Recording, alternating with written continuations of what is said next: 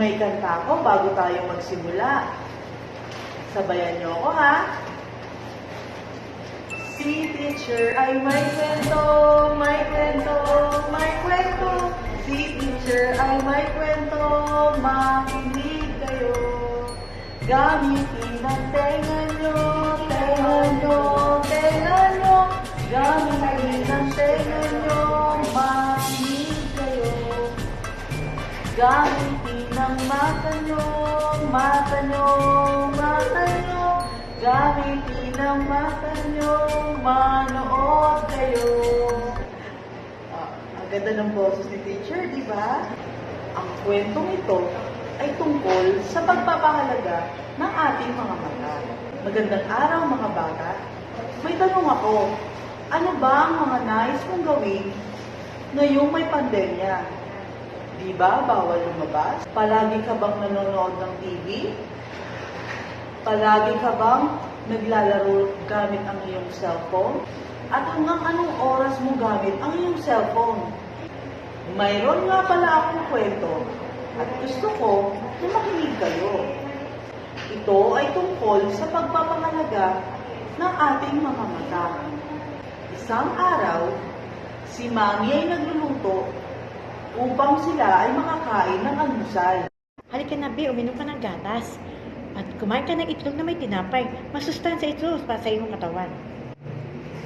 Ayoko pa po. Mamaya na lang. May ginagawa po ako. Ako si Gatas. Masustansya ako. Pampatibay ng buto at ngipin. Ayoko pa po. Mamaya na lang. May ginagawa po ako. Patuloy siyang naglalaro gamit ang kanyang cellphone. Hindi nakainibig ang kanyang pagkain. Dumating ang pananghalian. Kain na tayo ng pananghalian. May niluto akong kalabasang ginatan. Halika na, Bi. Ako si Kalabasa. Pampalinaw ng mga mata. Mamaya na, Mami.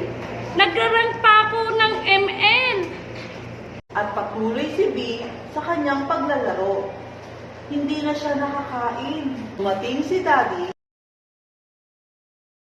Tinawag ni Mami si Daddy at si B.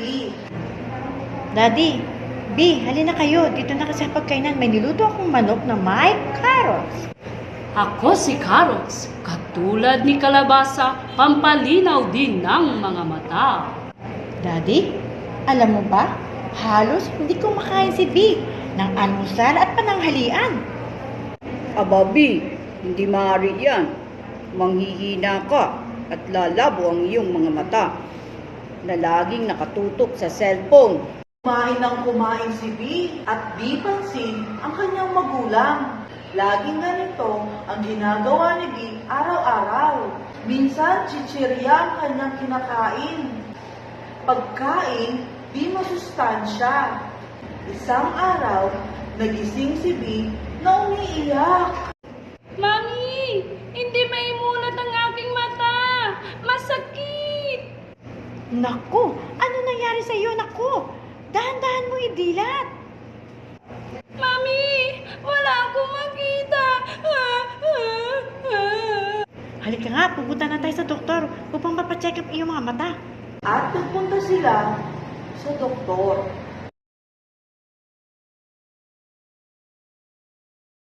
Tila parati kang nagbababad sa paglalaro gamit ang iyong cellphone.